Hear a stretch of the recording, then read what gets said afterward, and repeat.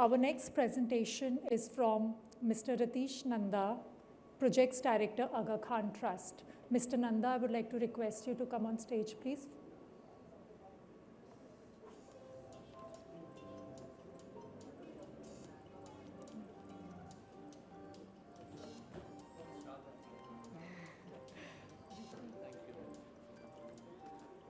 Shukriya. Thank you, India Today. Thank you, Kai, Amit. It's a pleasure to be here today. Thank you, Sohail Saab, for putting a reality check.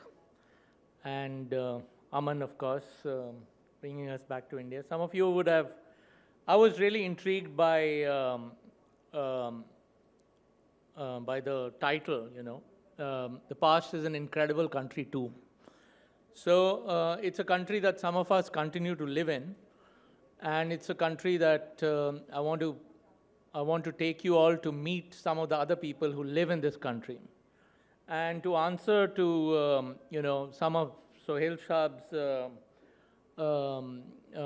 issues and Aman's speech. There are some of these things. This is Humayun's tomb. It's been my country for almost 26 years now. Surprisingly, this garden tradition really comes from Central Asia. But at Humayun's tomb, this charbagh is the earliest charbagh anywhere in the world. And it's been a pleasure to restore it.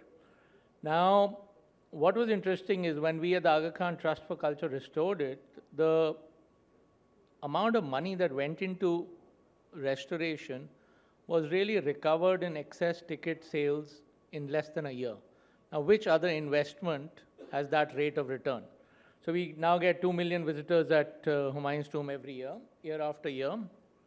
One of these buttons should make it go next. That, really? Yeah. Well, this takes it to the last, isn't it?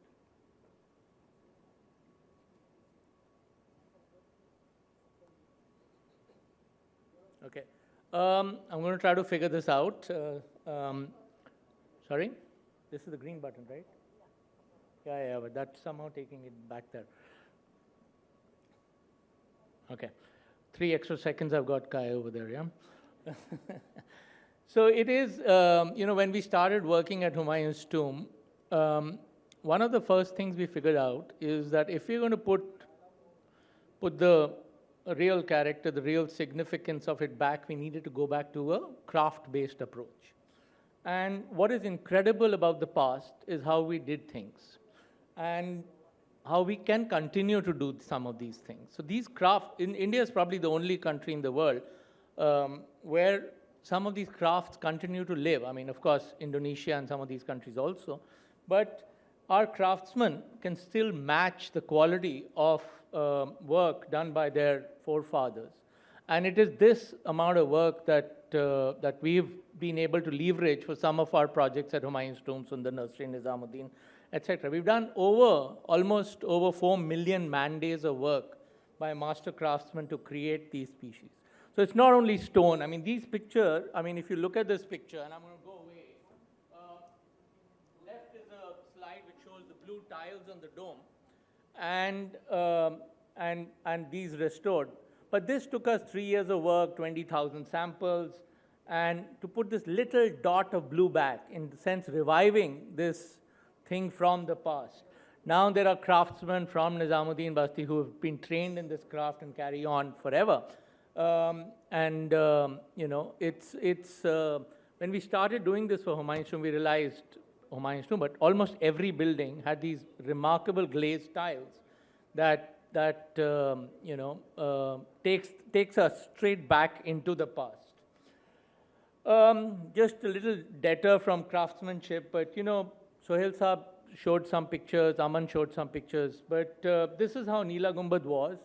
There are over 400 families living there, and it's taken us over 15 years to bring that back to this and now have it included in the World Heritage Site.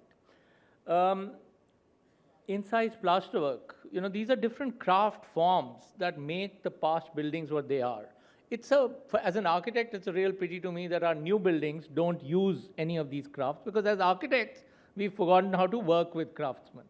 But it is in the, God lives in the detail, so-called. And some of these patterns to be restored and revived is what makes our real past come alive.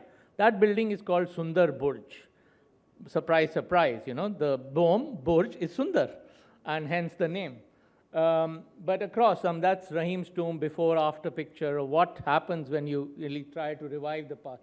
All of this is original, but it was covered with layers and layers of paint and soot, and 100%, just one man cleaning this one ceiling for over a year.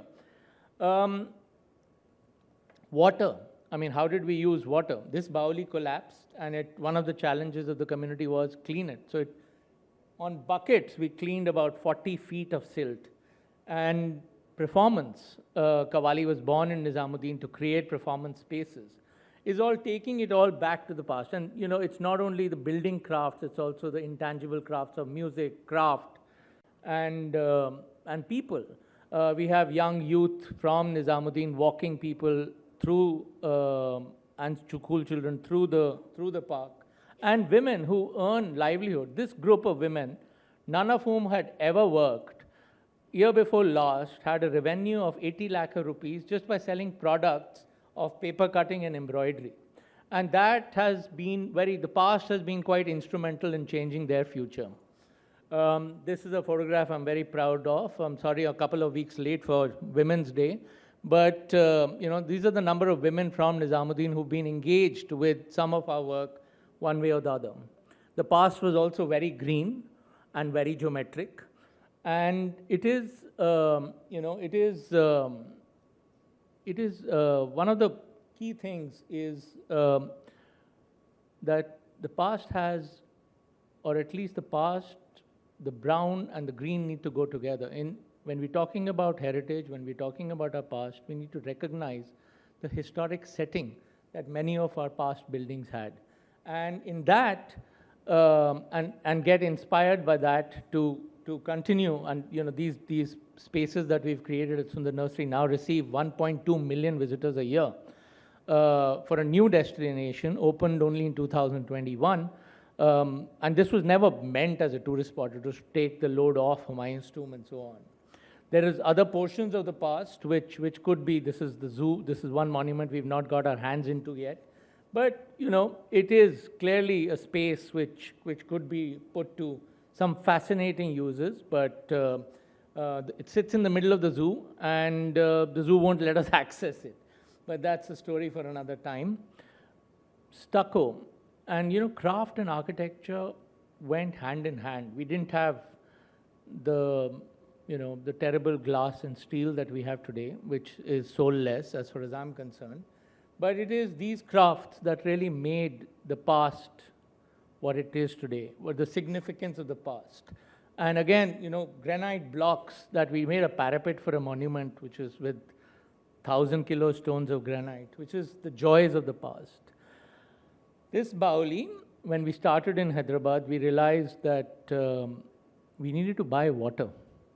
And it's almost a sin, to buy water in tanker loads for conservation issues when, the city itself is starving of water. And we went back to the past. We said, how did they do this in the past? How was the site really secured in the past? And we found remnants of 8 such step wells. Now, conserving these, you see one photograph of 4 of them, conserving these has allowed us to collect 3 million liters of rainwater every year, and almost pays for the money that went into the conservation work. There are other pictures which show you that God does indeed live in the detail, and almost 100% of conservation budgets really go into craftsman wages, and which is why the past is also important to take care of. But also what we've seen from some of our other projects, such as Sundar Nursery and Humayun's tomb restoration, that each penny invested in this continues to pay in a long-term sustainable manner. The craft of Pitra Dura, there are lots of people in Agra who claim to be doing this. All of them are using Chinese plastic. This one man is left holding the flag. And there are other crafts, such as calligraphy, which you use in the stone. And And if the past is a country, what is the gateway to that country? And recently we've opened the Humayun Museum with the Archaeological Survey of India, or for the Archaeological Survey of India, to give people a window to their past. And also the museum includes some incredible examples of craftsmanship, such as the mother of pearl inlay and lacquer. This was on a whim that we started on this incredible canopy, which is now sort of a lot of people's favorite thing, but it's gateway to the past. And I think when Sohail Hashmi Saab spoke about the Taj and Red Fort and the Qutub Minar, I think all of these incredible sites need a gateway such as this to the past. Thank you very much.